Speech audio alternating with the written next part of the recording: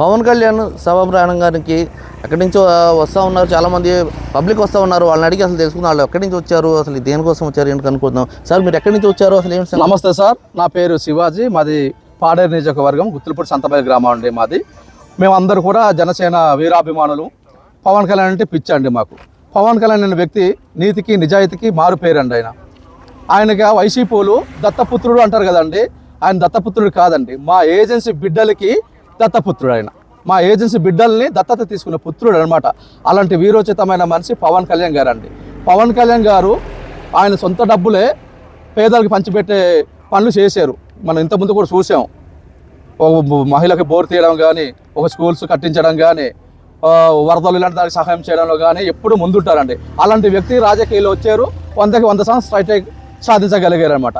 అలాంటి వ్యక్తి మా ఏజెన్సీలోని పర్యటించడం, ప్రతి 2 నెలలకు ఒకసారి రావడం మా ఏజెన్సీ, మా గిరిజనులు అందరూ కూడా చేసుకున్న పుణ్యం సార్ ఇది.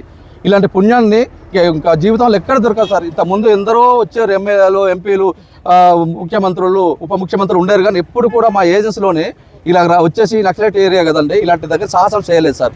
కానీ మా ఏజెన్సీ అంటే మా గిరిజనులకి పవన్ కళ్యాణ్ అంటే ఎందుకో మరి పిచ్చి తెలియదు సార్. మమ్మల్ని అంతగా అభిమానిస్తారు. ఆయన అన్న ప్రకారం ప్రతి 2 నెలలకు ఒకసారి వస్తున్నారు, గ్రామాలు సందర్శిస్తున్నారు, రోడ్లు అంటే రోడ్లు వేస్తున్నారు, వాటర్ అంటే వాటర్గా వేస్తున్నారు. ప్రజా సమస్యలు తెలుసుకోవడం కోసమే ఈ 2 రోజుల పర్యటన సార్. అలాంటి వ్యక్తిని మేము జీవితంలో మర్చిపోకూడదు. గిరిజన యువకులారా మేలుకోండి. ఇప్పటికైనా మన ఏజెన్సీ 2 నియోజకవర్గాల్లో జనసేన బలపదం చేసి రానున్న ఎలక్షన్లో ఇలాంటి వ్యక్తిని, ఇలాంటి దమ్మున్న వ్యక్తిని, మన మీద ప్రేమ చూపించే వ్యక్తిని మనం గెలిపించుకోగలగాలి. అప్పుడే మనం పవన్ కళ్యాణ్ గారు కూడా మన రుణం తీసుకున్నట్టు ఉంటాం సార్. పవన్ కళ్యాణ్ గారు ఒకటే అన్నారు, గిరిజనులు చాలా పేదవాళ్ళు, వాళ్ళకి ఎలాగైనా ఆర్థికంగా బలోపేతం చేయాలనే కారణం ముఖ్య ఉద్దేశంతో వచ్చారండి. ఆయన మెయిన్ ఉద్దేశం ఏంటంటే ఇప్పుడు యువత ఇక గంజాయి అనేసి మహమ్మారి సోకి చాలా జనం పాడైపోతున్నారండి. దీన్ని గంజాయి నిర్మూలించడం కోసం గంజాయి మీరు విడిచిపెట్టినంత వరకు మిమ్మల్ని నేను విడిచిపెట్టానని ఒక సభలో చెప్పారు సార్. అంటే అర్థమేంటి సార్, ఒక తండ్రి పాత్ర తీసుకొని మీరు గంజాయి ఇలాంటి బానిస అవ్వకుండా మీకు అందులో కాపాడడం కోసం ఒక తండ్రి పాత్ర తీసుకుంటాను, అవసరం నుంచి మీ దగ్గర వచ్చి పడుకుంటాను అని ఒక మాట కూడా ఇచ్చిన్నారు సార్. దానికి అనుగుణంగానే గంజాయి నిర్మూలన జరుగుతుందండి. అలాగే పవన్ కళ్యాణ్ గారు మా గిరిజన యువత చాలా జనం నిరుద్యోగుల్లో ఉన్నారు సార్. వీళ్ళకి ఒక ప్రత్యేకమైన మార్గాలు, ఉదాహరణకు మాకు పసుపు పండుతుంది సార్. ఈ పసుపు ఫ్యాక్టర్స్ ఉంటుంది కదండి, అలాంటి ఫ్యాక్టర్స్ కాఫీ, మిరియాలు ఇలాంటి ఫ్యాక్టర్స్ అనమాట పొడిలు చేసి అమ్ముకుంటాం కదండి. ఇలాంటి ఫ్యాక్టర్లు తయారు చేసి అందులోనే మా గిరిజన యువతకి అవకాశం కల్పించి ఈ విధంగా కూడా మా గిరిజన ఉపాధి యువతని మీరు వినియోగించుకోవచ్చు సార్.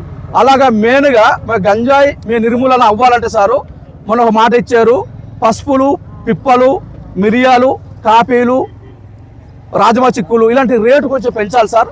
ఈ సంవత్సరం అయితే కొంచెం బెటర్గా ఉంది. మిరియాలు అయితే ఊహించిన ధర 600 నుంచి 650 దాకా కూడా వెళ్ళింది సార్ మీ దయ వల్ల. అలాగే పసుపు మేము 50 రూపాయలు అమ్మేటోళ్ళండి కేజీ, ఇప్పుడు 115, 120 రూపాయలు దాకా వెళ్ళింది సార్. దీన్ని కూడా ఒక 20, 30, 150 దాకా ఫిక్స్ చేసి ఇలాంటి రేట్లన్నీ కూడా చింతపండు ఇలాంటి రేట్లు ఫిక్స్ చేసి అమ్మగలిగితే మా గిరిజనులు గంజాయి జోలికి వెళ్ళాం సార్. ఇంకా విపరీతంగా 3 సంవత్సరాలు మేము డెవలప్ అయిపోతాం సార్. బోల్డ్ భూములు, పాడు భూములు కూడా ఉన్నాయి సార్. అలాంటి భూములకి ఏదైనా ఏ విత్తనం నాటితే మేము డెవలప్ అవుతాం చూసుకొని కూడా మీరు అందరూ మీ సపోర్టర్స్ని మీరు అందులో వినియోగించుకొని మమ్మల్ని గిరిజనుల్ని ఆ విధంగా డెవలప్ చేస్తారని మిమ్మల్ని కోరుతున్నాం సార్. జై జనసేన, జై హింద్ జనసేన. ఇది చూసాం కదా. అయితే దత్తపుత్రుడు అన్నాడు, ఆయన గిరిజనుల దత్తపుత్రుడు ఆయన అని అంటూ వీళ్ళందరూ కూడా చెప్తా ఉన్నారు.